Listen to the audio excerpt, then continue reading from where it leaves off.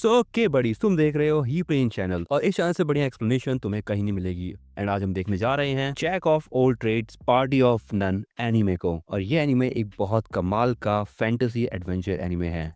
तो शुरू करते हैं एपिसोड 1 से। एपिसोड की स्टार्टिंग में एक लड़के को दिखाया जाता है जो कि किसी केव में फंसा होता है और वो यहाँ पर काफी सारे मॉन्स्टर्स को मार रहा होता है। ये लड़का खुद से कहता है कि वो एक स्वॉर्ड्समैन तो बन ही सकता है क्योंकि स्वॉर्ड चलाने की उसके पास एक अच्छी खासी स्किल है। एंड तभी उसके सामने बहुत सारे गॉब्लिन्स आ जाते हैं। इन गॉब्लिन्स को देखने के बाद ये लड़का स्ट्रेंथ को बढ़ाने के लिए एक मैजिक का यूज करता है और तभी यहाँ पे एक टाइमर भी स्टार्ट हो जाता है। एंड एक के बाद एक करके ये इन सभी गॉब्लिन्स को खत्म कर देता है। लेकिन ये गॉब्लिन्स अभी भी यहाँ पे खत्म नहीं होते हैं और बाद में बहुत सारे और भी गॉब्लिन्स आ जाते हैं उसके सामने। लेकिन ये लड़का तब भी नहीं डरता और उनकी तरफ भागते हुए जाता है और एक के बाद एक करके इन गॉब्लिन्स को बीच में से काटने लगता है। लेकिन थोड़ी देर बाद यहाँ पर 3 मिनट पूरे हो जाते हैं। ये लड़का बताता है कि एग्जैक्टली 3 मिनट बीत चुके हैं। इसका मतलब यह है कि जो उसका मैजिक है वो बस 3 मिनट तक ही चलता है। लेकिन थोड़ी देर बाद यहाँ पर फिर से बहुत सारे गॉब्लिन्स आ जाते हैं।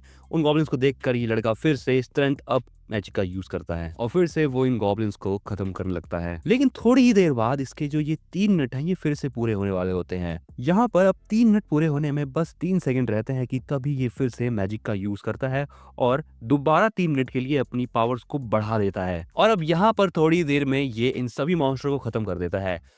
इसके बाद अगला सीन होता है उस वक्त का जिस वक्त इसको इसी की पार्टी का एक मेंबर ओलिवर इसको पार्टी से बेदखल कर देता है। इस लड़के का नाम है ऑरहन। ऑरहन ओलिवर से कहता है तुम ऐसा मेरे साथ कैसे कर सकते हो, हम तो बचपन के दोस्त हैं। अब ओलिवर ऑरहन से कहता है हाँ यही रीजन है कि मैंने तुमको बहुत सारे चांसेस दिए क्योंकि हम एक ही विलेज से आते हैं, लेकिन तुम स्ट्रांग नहीं हो। अब यहाँ पर ऑरहन ये सोच रहा होता है कि ओलिवर और ऑरहन ने मिलकर ही इस पार्टी को बनाया था। इस पार्टी को बने हुए 8 साल बीत चुके हैं और जब ये पार्टी बनी थी उसके कुछ ही सालों में ये पार्टी एक एस रैंक की पार्टी बन गई थी। उनकी पार्टी जो है वो 94th फ्लोर तक पहुंच गई थी और उस डंजन के 94th फ्लोर पर जाने वाले ये लोग पहले थे। यहाँ पर ये लोग सदर्न ग्रेट डंजन की बात कर रहे होते हैं। इनके कारनामों की वजह से लोग इन्हें हीरोज पार्टी के नाम से बुलाने लग गए। अब यहाँ पर ऑरहन ओलिवर से कहता है हाँ मैं फट्टू हूँ, लेकिन मेरे साथ साथ तुम लोग भी फट्टू हो। ओलिवर ऑरहन से कहता है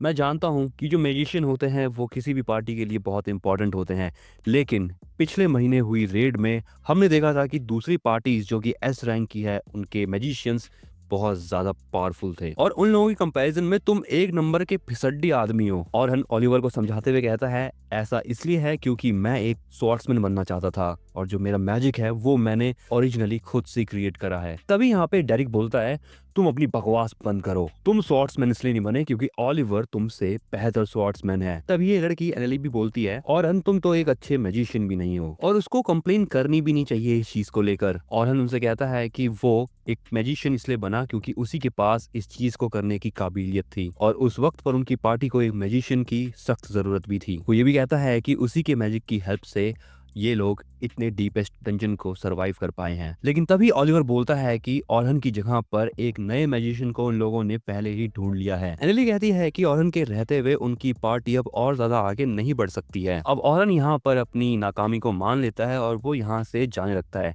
तभी एनेली पीछे से कहती है क्या तुम जानते हो तुम्हारे जैसे लोगों को लोग क्या कहते हैं? उन्हें कहते हैं जैक ऑफ ऑल ट्रेड। अब सीन होता है प्रेजेंट का। ऑरहन यहाँ पर बता रहा होता है कि उसको जैक ऑफ ऑल ट्रेड्स इसलिए कहा जाता है क्योंकि उसे स्वॉर्ड्समैनशिप भी आती है और मैजिक भी। लेकिन उसने अब यहाँ पे स्वॉर्ड्समैनशिप और मैजिक को एक साथ कंबाइन कर दिया है ताकि लोग उसको जैक ऑफ ऑल ट्रेड्स ना कहे और एक दिन वो एक ऐसा एडवेंचरर बनेगा जो कुछ भी कर सकता है। अगले सीन में ऑरहन एक कार्ड को एक क्रिस्टल के ऊपर लगाता है और वो कहता है कि अब वो रजिस्टर हो चुका है इस क्रिस्टल के साथ। ये क्रिस्टल एक टेलीपोर्टेशन क्रिस्टल होता है और अब वो अगली बार सीधा 7th फ्लोर से स्टार्ट कर सकता है अपने एडवेंचर को। तभी वो देखता है कि उसकी तरफ कुछ लोग भागते हुए आ रहे होते हैं। ये लोग यहाँ पर ये बात कर रहे होते हैं कि जहाँ से ये लोग भाग कर आ रहे हैं वहां पर बहुत सारे मॉन्स्टर हैं और वहां पर उन्होंने अपनी ही एक साथी को छोड़ दिया। इनकी बातें ऑरहन सुन लेता है। इनकी टीम का लीडर कहता है कि अगर ये लोग वहां से नहीं भागते तो ये लोग यहाँ पर होते ही नहीं, वो मॉन्स्टर्स इन लोगों को खत्म कर देते। इनका कैप्टन ये भी कहता है कि उस लड़की ने आज ही हमारी टीम को ज्वाइन करा था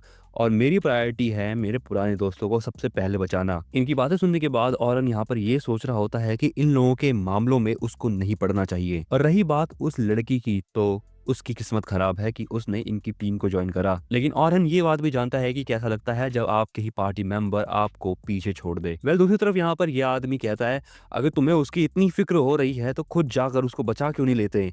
तभी दूसरा आदमी कहता है नहीं, मुझे नहीं जाना वहां पर। ऑरन इनको टोकते हुए कहता है तुम लोग बस यहाँ पर बहाने मार रहे हो उस लड़की को बचाने की जगह। तुम्हारे जैसे लोग मुझे बहुत ज्यादा गुस्सा दिला देते हैं। तभी यहाँ पर इनकी पार्टी का ये मेंबर कहता है तुम्हारी हिम्मत कैसे हुई और तुम हो कौन। ये आदमी कहता है कि अगर मैं वहां पर अकेले होता तब भी मैं उसको नहीं बचा पाता। और ये कहने के साथ ही वो ऑरन के ऊपर अटैक करने के लिए बढ़ता है, लेकिन ऑरन उसको आराम से पीछे फेंक देता है। अब ऑरन उनकी टीम के मेंबर से पूछता है कि आखिर वो लड़की है कहाँ। अगले सीन में बहुत सारे मॉन्स्टर्स को दिखाया जाता है जो कि इस लड़की के ऊपर अटैक करने के लिए आगे बढ़ रहे होते हैं। लेकिन ये लड़की यहाँ पर अपनी शील्ड मैजिक का यूज कर लेती है इन लोगों से बचने के लिए। अब ये सारे मॉन्स्टर्स भी यहाँ पर इस शील्ड को तोड़ने की कोशिश कर रहे होते हैं, लेकिन तभी यहाँ पर थोड़ी देर बाद ये शील्ड भी टूट जाती है। लेकिन समय रहने पर ऑरन यहाँ पर आ जाता है और इनके ऊपर अटैक कर देता है। ऑरन अपने मैजिक और स्वॉर्ड स्किल का यूज करके इन मॉन्स्टर्स को खत्म करने लगता है। ये लड़की यहाँ पर ये समझ नहीं पा रही होती कि ऑरन एक मैजिशियन है या फिर एक स्वॉर्ड्समैन। ऑरन उन सभी मॉन्स्टर्स को एक के बाद एक करके खत्म करने लगता है। ये लड़की सोच रही होती है कि उसने कभी भी किसी को ऐसे फाइट करते हुए नहीं देखा है और वो काफी ज्यादा स्ट्रांग है। ऑरन अब यहाँ पर सभी मॉन्स्टर्स को खत्म कर देता है। ऑरन उस लड़की से कहता है क्या तुम ठीक हो। वो लड़की कहती है कि वो जिंदा है और वो इस बात से खुश है। तभी वो यहाँ पे नीचे गिरती है और रोने लगती है। ऑरन उस लड़की को उस गुफा से बाहर निकाल के ले आता है और कहता है कि तुम अब ठीक हो और मैं चलता हूँ। लेकिन ये लड़की उसको रोक लेती है और उसको थैंक्स बोलती है और वो उसको अपना नाम भी बताती है। इस लड़की का नाम होता है सोफिया। ऑरन भी उसको अपना नाम बता देता है। अब ये ऑरन से पूछती है कि क्या उसको अच्छा लगेगा कि वो उसको डिनर पर इनवाइट करे। तो ऑरन उसको बताता है कि उसने उसे इसलिए नहीं बचाया क्योंकि उसको थैंक्स या कुछ ऐसा चाहिए था। लेकिन ये लड़की उससे रिक्वेस्ट करने लग जाती है, इसीलिए अब ऑरन भी हाँ कर देता है। अगले सीन में ये लड़की ऑरन को एक जगह पर ले आती है। ऑरन यहाँ पर जैसे ही आता है वो सबसे पहले इस शॉप के सिंबल को देखता है। ये सेम सिंबल सोफिया के कपड़ों पर भी बना हुआ है और वो समझ जाता है कि सोफिया नोहिटांड किंगडम के सबसे बड़े guild night sky silver rabbit की मेंबर है। जैसे ही सोफिया यहाँ पर अंदर जाती है वो सबसे पहले अपनी बहन को देखती है। बहन उसको देखकर कहती है तुम यहाँ पर किसके साथ आई हो। और वो यहाँ पर ऑरन को देखकर ही पहचान जाती है। ऑरन भी जैसे ही यहाँ पर सोफिया की बहन को देखता है वो उसको पहचान जाता है। सलमा जो है वो एक एस रैंक पार्टी की मोस्ट पावरफुल मैजिशियन और लीडर होती है। सलमा ही उन लोगों में से है जिसने मैजिशियंस को फेमस करा है। ये वही मैजिशियन थी जिसे ओलिवर ने देखा था लड़ते हुए और सलमा की ही पावर्स को देखने के बाद ओलिवर ने ऑरन को पार्टी से बाहर निकाल दिया था। लेकिन प्रेजेंट में पता नहीं क्यों सलमा जो है वो ऑरन को देखकर गुस्सा हो रही होती है। सलमा ऑरन से पूछती है तुम आखिर मेरी बहन के साथ कर क्या रहे हो। ऑरन सलमा को बताता है कि वो उसकी बहन के साथ बस डिनर करने के लिए आ रखा है। सोफिया सलमा को बताती है कि आप ऑरन से ऐसे बात मत करो क्योंकि इन्होंने ही मेरी लाइफ बचाई है। सलमा सोफिया से पूछती है क्या तुम डंजन में अकेले चली गई थी। सोफिया उसको बताती है हाँ वो अकेले गई थी। सलमा सोफिया से कहती है कि उसने सोफिया को पहले ही मना किया था कहीं भी अकेले जाने से। अब ऑरन को यहाँ पर ये बात समझ आ जाती है कि सोफिया ने बिना ही अपने क्लैन वालों को बताए डंजन में जाने की सोची थी। सलमा को भी अब यहाँ पर सारी बातें समझ आ जाती है और वो ऑरन को सोफिया की जान बचाने के लिए थैंक्स कहती है। अब ये लोग यहाँ पर आराम से बैठ के बातें करने लगते हैं। सलमा सोफिया से पूछती है कि आखिर वो दोनों एक दूसरे को कैसे जानते हैं। सलमा बताती है कि वो दोनों ही मैजिशियंस हैं और एक जगह पर मिले थे और वो जगह थी एक डंजन। ऑरन ने सलमा और उसके गिल्ड की काफी हेल्प करी होती है। सलमा सोफिया को बताती है कि ऑरन हीरोज पार्टी का मेंबर है, इसीलिए वो फेमस है। इस बात को सुनने के बाद सोफिया बहुत ज्यादा हैरान हो जाती है, लेकिन ऑरन उससे कहता है कि ज्यादा सरप्राइज होने की जरूरत नहीं है, मैं मेंबर था और अब मैं कोई हीरो नहीं। सलमा हॉरन से पूछती है क्या उसने अपनी पार्टी छोड़ दी। ऑरन कहता है हाँ उसने पार्टी कल ही छोड़ी। सलमा ऑरन से पूछती है कि क्या वो इस मोमेंट पर फ्री है। ऑरन उसे कहता है हाँ वो फिलहाल फ्री है। और ये कहने के बाद वो सोचने लगता है कि क्या सलमा उसको सिल्वर रैबिट में लेने वाली है। ऑरन उसको पहले ही बोल देता है कि वो कोई क्लैन वगैरह ज्वाइन नहीं करना चाहता। सलमा उससे कहती है कि तुम जैसा सोच रहे हो वैसा कुछ भी नहीं है, मेरे पास तुम्हारे लिए एक बहुत अच्छी जॉब है। सलमा ऑरन से कहती है कि कल ऑरन को उसके क्लैन वालों के साथ कहीं पर जाना है और इस चीज के लिए ऑरन को पैसे भी मिलेंगे। ऑरन सलमा से पूछता है आखिर काम क्या है। सलमा ऑरन से कहती है कि उसको नए रिक्रूटेड मेंबर्स को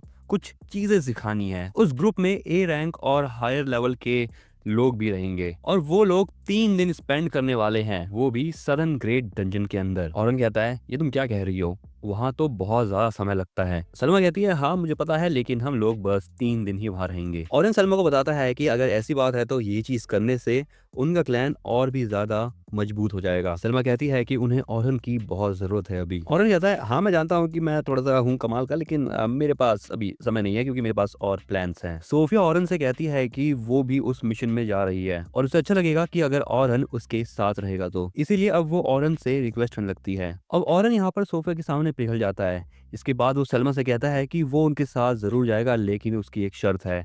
वो वहाँ पर एज़ अ स्वॉर्ड्समैन काम करेगा, ना कि मैजिशियन। सोफिया इस बात को लेकर राज़ी हो जाती है, लेकिन सोफिया मन ही मन ये सोचती है कि अगर चीज़ें सही नहीं हुई, तो ओरहन को एज़ अ मैजिशियन ही काम करना पड़ेगा एट लास्ट। अगले सीन में ओरहन एक दुकान पर जाता है और वहाँ पर एक बूढ़ा आदमी होता है। ओरहन कहता है कि वो इस शॉप की एडवर्टाइज़िंग किया करता था क्योंकि वो एक हीरोज़ पार्टी का मेंबर था। लेकिन अब वो ऐसा बिल्कुल नहीं कर सकता क्योंकि वो अब मेंबर नहीं है। वो बूढ़ा आदमी कहता है कि अब उसको इस बात से फ़र्क नहीं पड़ता कि वो एक हीरो मेंबर है या नहीं। अब ये बूढ़ा आदमी जो है वो फिर से ऑरेंज को थैंक्स करता है क्योंकि वो उसकी दुकान को प्रमोट किया करता था। अगले सीन में सलमा सिल्वर रैबिट हेडक्वार्टर के सामने ओरहन का वेट कर रही होती है। तभी यहाँ पे ओरहन आ जाता है और अब यहाँ पर सलमा जो है वो ओरहन को हेडक्वार्टर के अंदर ले जाती है। इसी के साथ बडीज़ यहाँ पर ये एपिसोड होता है एंड। तुम्हें ये वीडियो कैसी लगी इसके बारे में तुम मुझे कमेंट के अंदर ज़रूर बताना।